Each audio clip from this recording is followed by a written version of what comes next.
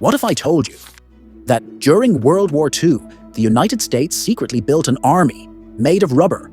Tanks that deflated, planes that couldn't fly, and soldiers who fought battles using paint, sound, and imagination. It sounds like a Hollywood movie, but it was real.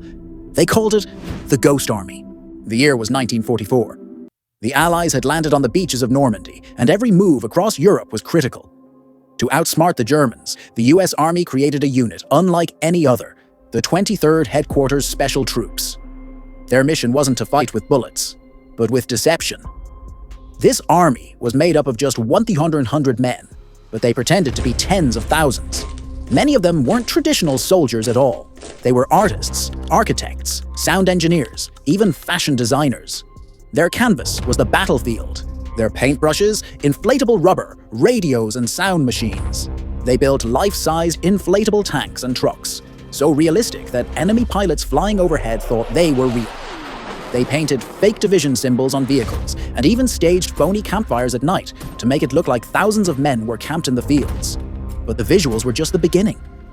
The Ghost Army had sound engineers who recorded the clanking of tanks, the rumble of trucks, and even soldiers hammering metal. These sounds were blasted through enormous speakers, so powerful they could be heard 15 miles away. To the Germans, it sounded like an entire army was moving in the night. Meanwhile, skilled radio operators sent fake transmissions, mimicking the chatter of entire divisions. They copied real officers' styles of communication so perfectly that German intelligence was fooled again and again. Every piece of the puzzle, sight, sound, and signal was designed to sell the lie. One of their greatest successes came after D-Day.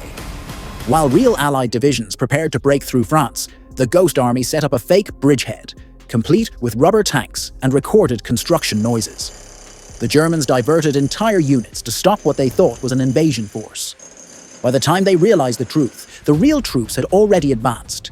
In another mission near the Rhine River in 1945, the Ghost Army created the illusion of 2 full divisions, over 30,000 troops, when in reality, only 100 men were present.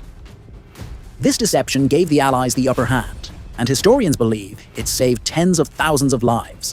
But make no mistake, this was not without danger.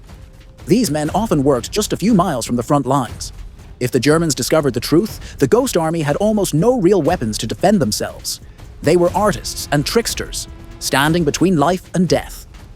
For decades, their story remained a secret, hidden in classified files. The soldiers couldn't even tell their families what they had done. Only in the 1990s did the world finally learn about the unit that fought not with firepower, but with creativity. The Ghost Army proves one incredible truth. Sometimes the greatest weapon in war is deception. Their courage and imagination remind us that history is full of stories stranger than fiction. If you love discovering the untold side of history, don't forget to subscribe, because many more secrets are waiting.